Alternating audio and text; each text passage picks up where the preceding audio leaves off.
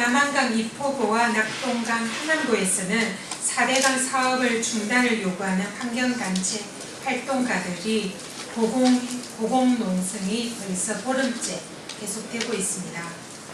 농성에 임하고 있는 환경단체 활동가들은 21m의 교각과 크레인에 올라가서 폭염 속에서 빗물을 식수 삼아 하루 한 끼만을 먹고 그렇게 농성을 하고 있다고 합니다.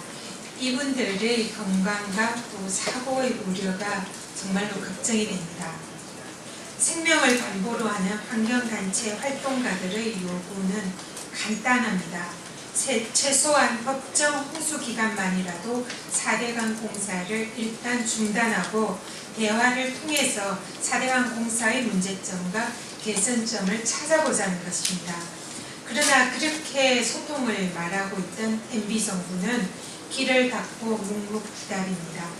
식수 보급도 원활치 않고 농성자의 휴대폰 배터리 보급을 불허하여 외부와의 소통마저 단절시키고 있습니다. 경찰 병력 증강 배치 등 농성장에 대한 강제 진압 움직임마저 있다고 합니다. MB정권의 일방 통행식 불통 정치와 공권력을 통한 강압 정치가 여실히 드러나는 현장입니다. 민주당은 다시 한번 강력히 촉구합니다. MB정권과 한나라당은 국민의 목소리에 길을 열어주십시오. 농성을 하고 계신 분들의 목소리에 귀를 기울여 주시기 바랍니다. 우선적으로 이들의 안전대책을 마련하시고 농성이 위험한 상황으로 바뀌지 않도록 만전의 조치를 즉각 취해 주시기 바랍니다. 정부는 말로만 소통을 얘기하지 말고 대화와 타협의 장에 나와 주십시오. 이를 위해서 국회 차원의 4대강 긍정특위 즉각 협조하여 구성하시기를 바랍니다.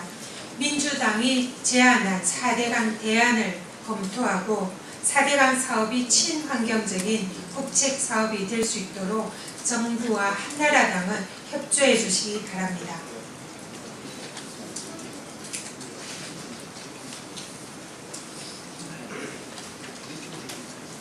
이명박 대통령과 한나라당이 연일 친서민 정책을 얘기하고 있습니다.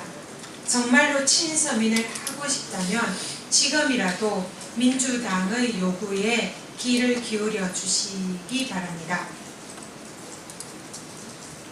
한나라당과 이명박 대통령의 말로만 친서민에 대하여 국민들께서는 의심의 눈초리를 보이고 있습니다. 야당이 줄곧 요구해왔던 친서민 정책에 대해서는 사사건건 발목을 잡아왔던 정부 여당입니다. 그런 정부 여당의 입에서 친서민이라는 단어가 난데없이 튀어나오니 국민들은 어리둥절해하고 있습니다. MB정부의 친서민이 진정성을 얻기 위해서는 그동안 민주당이 요구해왔던 친서민 정책부터 실천에 옮기는 것이 마땅합니다. 민주당은 서민금융을 보호하기 위하여 이자율 상한선을 현행 49%에서 20 내지 30% 선으로 인하하는 내용을 담은 이자제한법 개정안을 줄곧 요구해 왔습니다. 그러나 한나라당의 반대로 논의조차 되지 않고 있는 실정입니다. 그러더니 대통령께서 7월 22일에 대기업이 하는 캐피탈이 그렇게 이자가 높다니 이는 나쁘다라는 취지로 말씀을 하셨습니다. 그러면 그동안 서민들이 이자로 고통받고 있다는 사실을 모르셨다는 말씀이십니까? 또 지난 7월 6일 국무회의에서는 다른 예산을 줄여서라도 취약계층을 위해서 각별한 정책적 배려를 해야 한다라고 말씀하셨습니다. 그렇지만 내년 정부 예산안에서는 중소기업, 농민, 복지 등 서민 취약계층의 예산이 대폭적으로 삭감된 것이 엄연한 현실입니다. 말로는 서민들을 위한다라고 하면서 정작 행동은 서민들을 옥죄는 정책을 계속하고 있습니다. 또 대표적인 영세 중소상인 보호를 위한 SSM 법안 처리도 마찬가지입니다. 상임위까지 통과한 사안을 정부가 발목을 잡고 있습니다. 야당이 처리하자고 그렇게 소리를 내어 외쳐도 정부 여당은 고장난 시계처럼 묵묵부답입니다. 이뿐만이 아닙니다. 대기업과 중소기업 상생을 위하여 민주당이 제안하고 있는 각종 서민 민생을 위한 정책에 대하여 한나라당과 정부는 계속적으로 외면하고 거부하고 있습니다. 그렇기 때문에 민주당은 대통령과 서민의 친서민 정책이 사탕 발림에 불과하다라고 말을 드릴 수밖에 없습니다. 그동안 국민들과 야당이 제발 우리 서민들을 위하여 우리들의 목소리에 귀를 기울여 달라고 수차례 호소해 오지 않았습니까? 이제 와서는 친서민을 얘기를 하면서 마치 그동안 별나라에서 있었던 것처럼 친서민을 얘기하는 것은 너무나도 현실에 동떨어진 서민들의 고통을 외면하는 처사가 아닐 수가 없습니다. 한나라당은 친서민을 말로만 얘기하지 마시고 그동안 국민들과 민주당이 줄곧 요구해온 친서민 정책을 외면하고 반대해온 것에 대하여 먼저 반성부터 하시기 바랍니다. 그렇지 않다면 한나라당표 친서민 정책은 또 시장에서 사진 한번 찍고 마는 또 하나의 정치쇼로 국민들은 기억할 것입니다.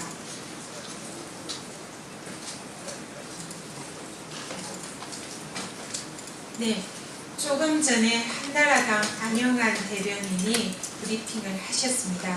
여기에 대해서 민주당 입장에서 반론을 반박하는 브리핑을 드리겠습니다. 오늘 처음 한나라당 대변인으로 부임하신 안영환 의원님께서 조금 전에 브리핑을 하셨습니다. 먼저 대변인으로 선임된 것에 대해서 축하의 말씀을 드립니다. 앞으로 정론관에서 국민들을 위하여 많은 활약을 해주실 것을 부탁드립니다.